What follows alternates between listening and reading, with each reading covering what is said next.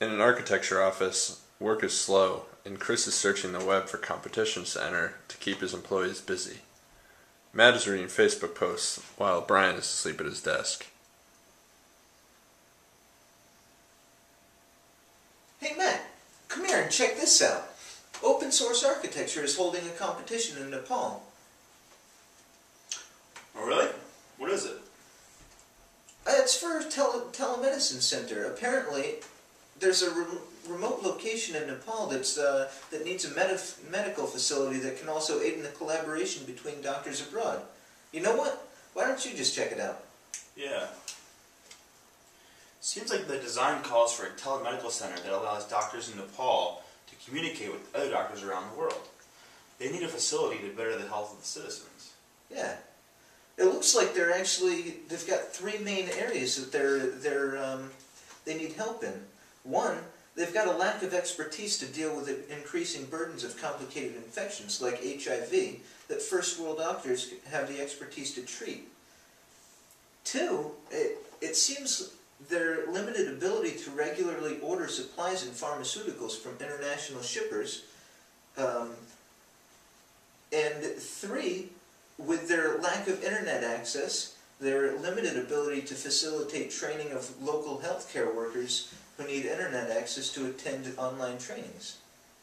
What do you think? Well, I think it's a great idea, but we don't know anything about Nepal, and the deadline's only a week away. There's no way we can make travel arrangements and visit the site. Yeah.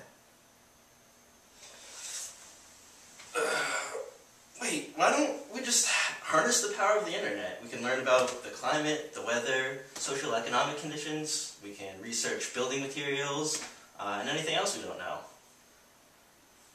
What do you think? Alright, well, Brian, why don't you look into the weather conditions, climate, topography? Matt, how about you look into culture and religion, native materials, passive design strategies, and the like? Okay. And you know what? I'm going to research more about this client, their program, and the medical practices of Nepal. And you know what? Tomorrow, I think we can find out enough information to come back and see what we've got. Sounds good. Let's do it. In a world where 24 hours has gone by. Alright guys, what did we find? Matt, you want to go first? Well, sure, but I had a lot of trouble finding information about the culture or anything about the local area. Really? Did you try Googling Nepal culture? Here, Let me see that computer. First thing you have to do is just type in a few keywords into Google, Bing, or any other search engine. This will get ideas going a little easier. Let's try Nepal culture. So although this is only Wikipedia, you can see there is an abundance of information and keywords that can help narrow your search. Plus, it gives you a really good idea of Nepal in a general sense. I guess that's one way to go about it. Yeah, I don't think of that either. Just be careful though. Try to stray away from the .com sites and gravitate towards the .org sites. That will make sure you get a more legit source for your information. Let's try that. So here we go. Here's a .org site about Nepal and an organization doing relief work. Sites like these are great for getting local information about some hardships that they face. So what else do we have? Local building materials, daily life. Yeah, these can be done by the same methods. Let's try construction. Alright, here we found a PDF on the safer building techniques in Nepal. This will come in handy. Let's try some images.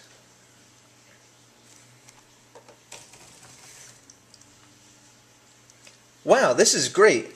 Look at the way we can see how they actually build their houses. So let's see what we can find out about farming. Here's a great site. It's a .org site, which means the information is good, plus it's all about organic farming in Nepal. That's great. Speaking of which, I wonder how my tomatoes are doing.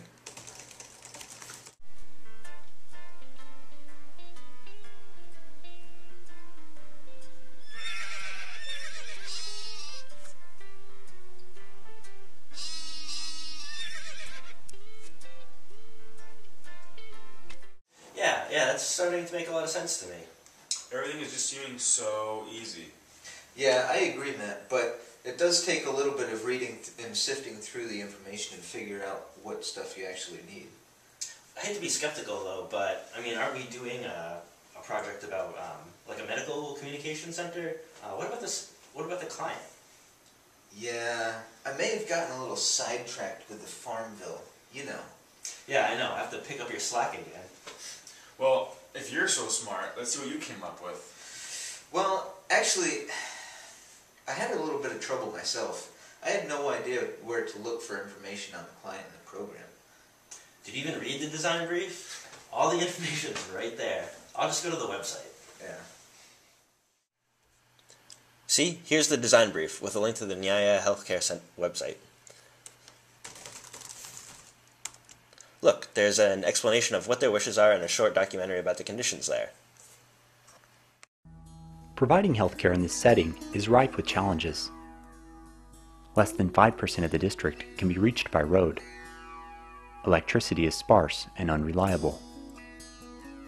Few trained healthcare providers have been willing to work in this setting. As a result, the people of Acham long suffered from preventable diseases, treatable conditions, and sometimes premature deaths. In short, they were on the wrong side of deep health disparities. This way, the client doesn't have to have multiple meetings with several different designers, like what would normally happen. Here, the client also describes the program and their spatial needs. It gives a list of rooms as well as goals. If the project were to continue beyond the competition, we could use the internet as a platform to teleconference with the client to find out more about what their wants and needs are. Oh yeah, I see. From the Nyaya wiki site that they have created, there's also a list of equipment that they use, so we can further research the equipment's spatial and energy needs. Also, the video explains how these people still seek medical help from traditional spiritual faith healers. Here's a scholarly article written by the online journal for the American Association of Integrative Medicine about the healing traditions in Nepal.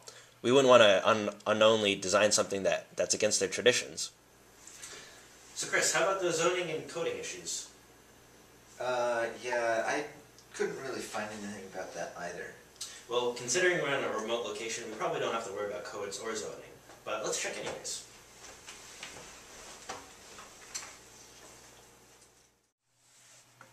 Look, here is a building code implementation handbook for Lalitpur.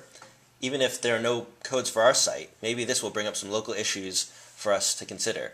In more developed areas, we would have to go to the website of the town planner.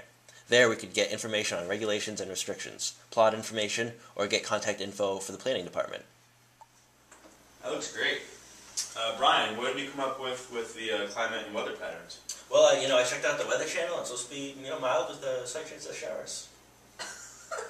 Brian, that's great, but we need to know an overarching idea of the weather in Nepal.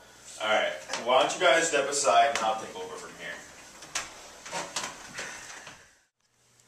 First things first, let's see where this place is on the Earth.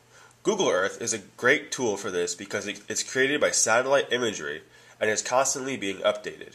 It is connected to the worldwide network of the Internet and usually has the most accurate data. Enhance. Alright, see? It's a lush green area in a valley of many mountains. Enhance. Enhance. Enhance. I see. Yeah, see all the mountains, so we have to design for this. Using Google Maps, we can get vital information regarding topography. Here are all the topography lines, so we can accurately construct the site and its context. Enhance. Okay, so why can't we just design a building there the same way that we design one here? Great question, but you should know that answer. Every location on the Earth has a different weather pattern, different solar angles, different environmental factors.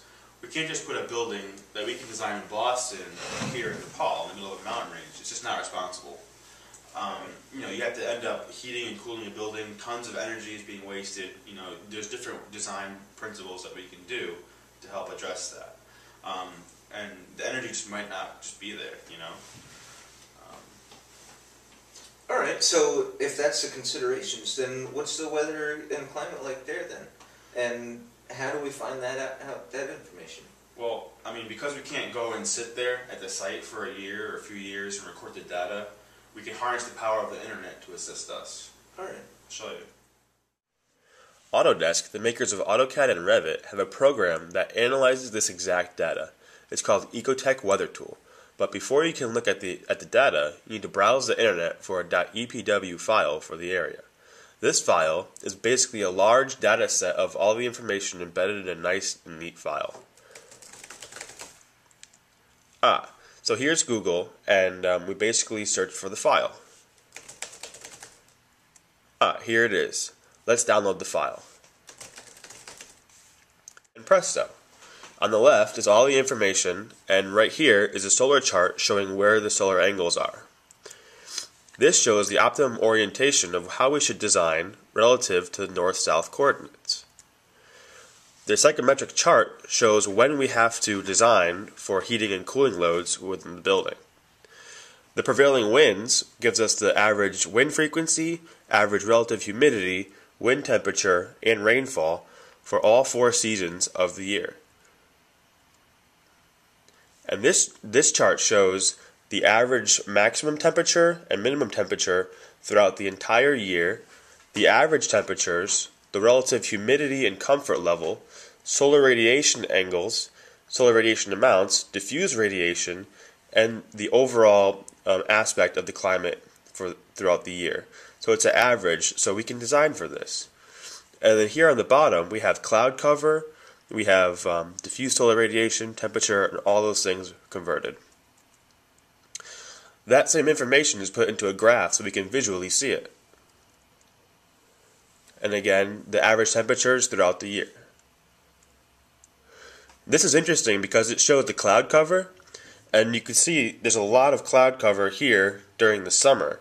So maybe we don't need to address the hot solar angles. And then here, this chart shows, which is very important for our design, when we have to heat the building, when we have to cool the building. So we don't really need too much mechanical systems for our design. Cool, so we can download that software for free? Well, it's only free for 30 days, and otherwise you have to buy it. But does it show seismic info? Negative. Let me show you how we find that. USGS is a database that records all this information. It holds past information and current up-to-date information. If an earthquake happened 5 minutes ago, it would show us here. Here it is. The last earthquake was 4.5 magnitude and didn't do much damage. Let's look at the past quakes. Oh geez, there are a lot of earthquakes in this area. However, they are all very shallow and barely fill at the surface. It seems like there is a high potential for strong quakes in the future. We should take that into consideration. And adding that data with the amounts of rain that this area gets, I'll bet my life that this place is very prone to landslides.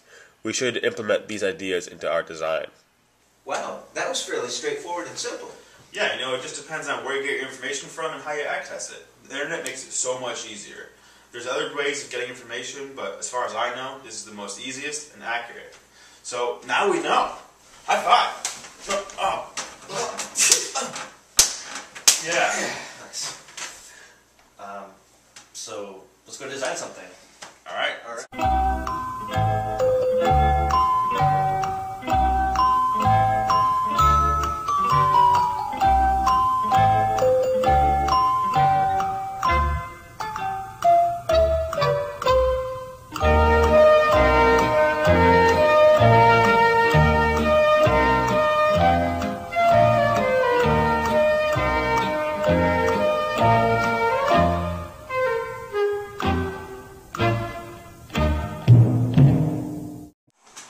Hey guys, great news! You won the design competition.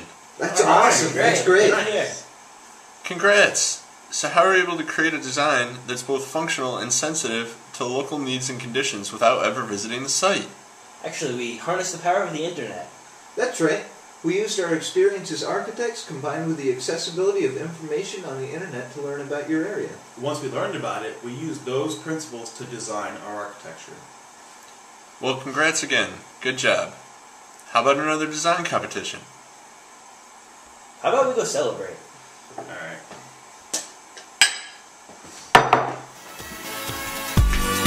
One more time, we're gonna celebrate.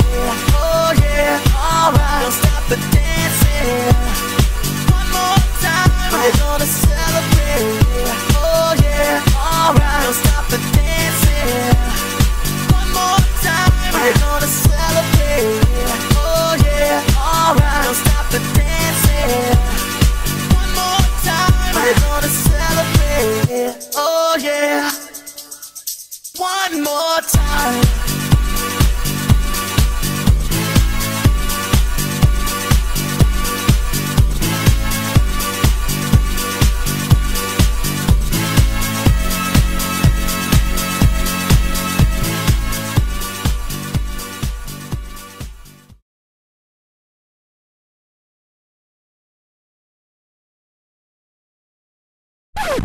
In a world where 24 hours has gone by. Wow, that was fairly straightforward and simple. Yeah. Much easier. You know, there's other. Texting away. Visiting Facebook. Oh, yeah, we should actually charge that. Creep. Sites and gravitate towards the .org sites. That'll make sure you get going a little. Oh, fuck. Let's try Nepal culture. Oh, fuck. So here's the design brief with a link to the Nyaya healthcare. How the fuck do you say it? Look, here's a building called Congrats! So how were you able to create... Oh my god. Sorry, I'm tired. I've had a lot to drink. Hey guys, great news! You won first place in the design competition. That's awesome! Yeah. Great. That's great. Cool. That's it. That's it for cheering. It's a fucking design competition here. Congrats! So how are you able to create such a good design that's both functional and sensitive to our local needs and The design addressing the site and all those things. We realized there are conditions specific to the site that need to be addressed. Located high in the Himalayas, there's a danger of landslides and earthquakes. I'm sorry. You're fucking reading! He cut his down to like a sentence. I'm like, wait, am I doing that too? He's got this thing like this, and then he's like, yeah, we got stuff to do.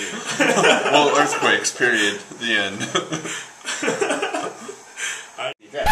Located high in the Himalayas, there's a danger of landslides and earthquakes. Dan, you're breaking this up. Getting the beers was a bad idea. That's right. We used our experience as architects combined with the accessibility of the information on the internet to learn about your information. Jesus H. Christ.